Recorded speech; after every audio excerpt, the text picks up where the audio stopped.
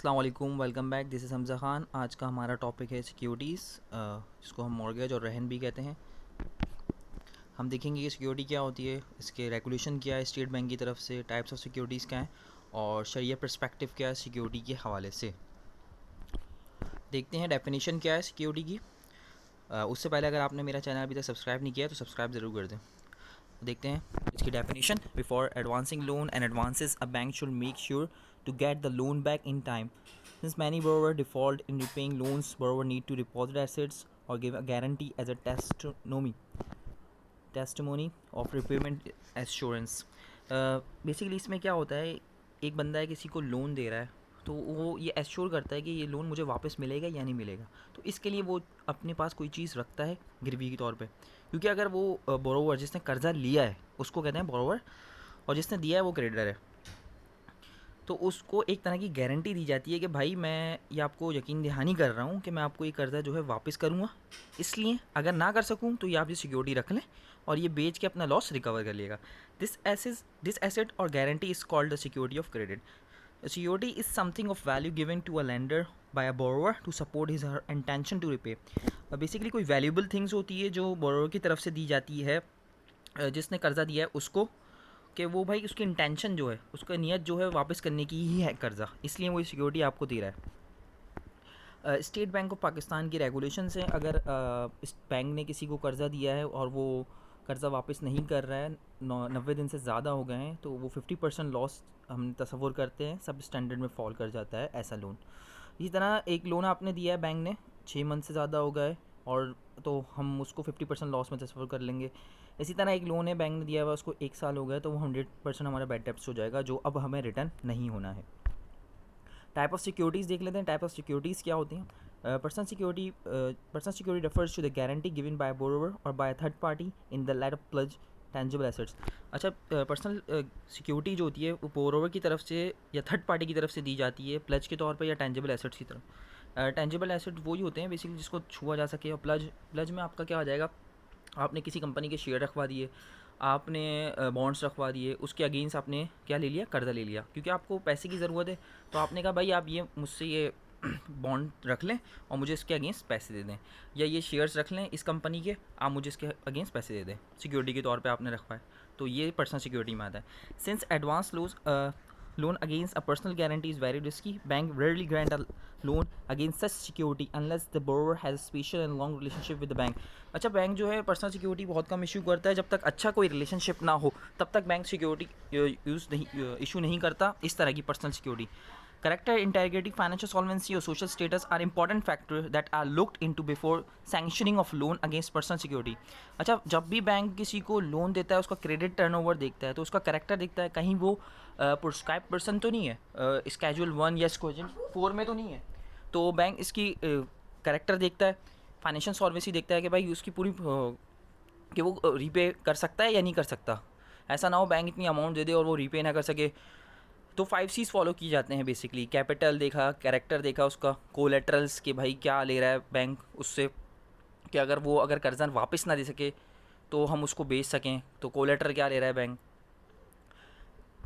तो ये चीज़ें देखी जाती हैं जब भी बैंक किसी को लोन देता है। नॉन पर्सनल सिक्योरिटी क्या है? Non personal security refers to movable and immovable tangible properties against which loans are guaranteed. This type of security में include land, building, commodities, ETC.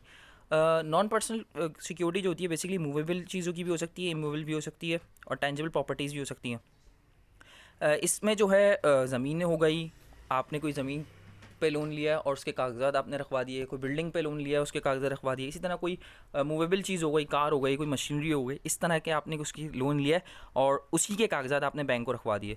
Non personal security is safer than personal security. If the borrower default the tangible property can be sold in the market to realise the unpaid amount. अच्छा, ये जो है more secure है अगर हम बात करें personal security की उससे ज़्यादा, क्योंकि इसको ईजिली सेल किया जा सकता है मार्केट में और वो लॉस को कवर किया जा सकता है। Non personal security can be charge in the plunge, mortgage, hypothecation और असाइनमेंट। अच्छा, अब हम इसका देखते हैं शरिया पर्सपेक्टिव क्या है सिक्योरिटी के हवाले से, जिसको हम मॉर्गेज वो या रहन भी कहा जाता है। अच्छा, रहन जो है वो आप सल्लल्लाहु अलैहि वसल्लम से ये साबित है। एक हदीस का मफहूम है कि हज़रत आयशा से मरवी है कि आप सल्लल्लाहु अलैहि वसल्लम ने एक यहूदी से एक मुद्दत मुकर्रर करके अनाज ख़रीदा और लोहे की एक ज़र्रा इसके पास गिरवी रखी।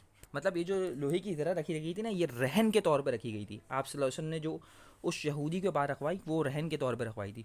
तो हम देखते हैं कि यहाँ इसकी डिटेल क्या बताइए। In transaction matter, it often happens that a person is given a loan or loan. There is a need to take the thing, but the giver is not certified whether he will get his right or not. इसमें क्या होता है कि जब हम किसी को loan देते हैं या लेन देन करते हैं मामलात में, कई मरतबा ऐसा हो जाता है कि एक शख्स ने जिसने कर्ज लिया है या उधार पर कोई भी शय या चीज़ ली है, लेने की ज़रूरत पड़ जाती है। और जब देने वाले को ये मुतमईन नहीं होता कि भाई इसका हक इसको मिलेगा भी या नहीं मिलेगा।